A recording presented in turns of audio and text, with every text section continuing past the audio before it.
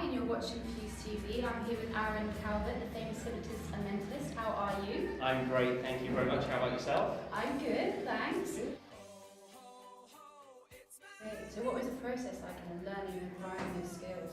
It was pretty difficult. It's all sort of self-taught. There was a lot of process of elimination. So I started asking friends and family to think of things or to do things, and bit by bit I sort of started to pick up on signals that were given out when people do that. I spent a lot of time getting it wrong and annoying them, but eventually it began to click and I realised what it was that I needed to do, and once I did it, it was fantastic, it was great. And it moved forwards, and I now do shows of 200, 500 people, which is great fun.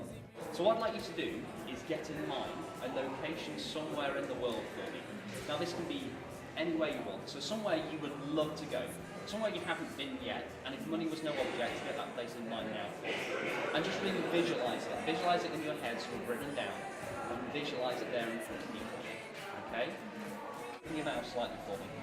A little bit more, don't move your lips. Just start saying it and really scream it up. Scream it, scream it, scream it at me. Good, this is a very short word.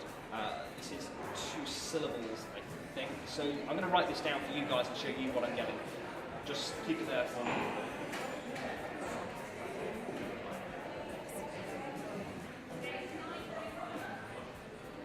Think that.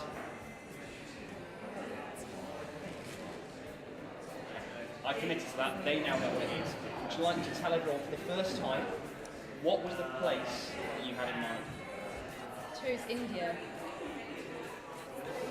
So have you ever used your skills in daily life, and if so, has it been a positive or negative experience? Yeah, of course I've used them all over the place. So if I go into a shop and I'm trying to blast down a price, or certain patterns I can follow and certain things that I can say to reduce that price. Yeah. It is a little bit cheeky. Yeah. There's something that I've had with housemates in the past where I put them into hypnosis very quickly, and then I got them to do various things, which was always great fun. Cleaning the kitchen was one of those things which was top of the agenda. So no, I couldn't quite teach him to clear up after himself, but I could definitely get to clean up the whole kitchen in one go, which was great fun. That's great, you need to teach me that. I will do. Okay. Would you ever share your secrets to the bigger world?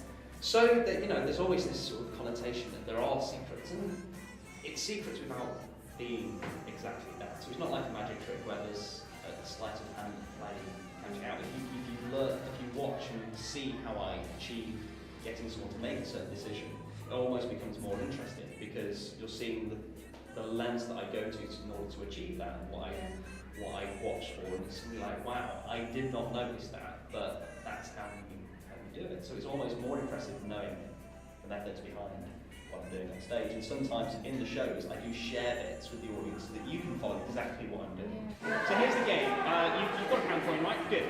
I'm going to ask you to put that, like so, between your fingers and your thumbs behind your back. Behind your back, good. My job is to try and guess which hand you put that in 4 times in a row. Alright? Let's make it interesting. £50 so that you catch out 4 times in a row. You guys, what I'm thinking here.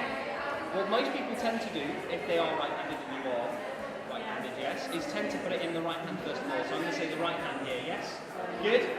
Number 1, behind your back. I'm going to ask you a question now. I'm going to say, is it in this hand? Is it in this hand? You're going to say yes both times, alright? So in other words, once you'll be lying and once you'll be telling the truth, alright? So is it in this hand? Yes. Is it in this hand? Yes. Look at that face, you're very good at this.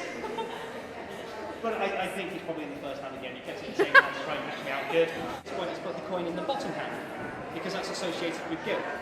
But Emily's doing her best here to not appear obvious. So the easiest thing to do would be put it in the top hand. But Emily won't do that because she's doing her best not to appear obvious.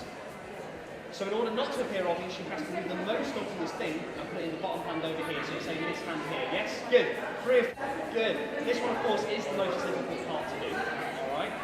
So I'm not going to ask you any questions. I'm not going to say, is it in here, is it in here? I'm not going to do any of that. I'm just going to stand and watch you.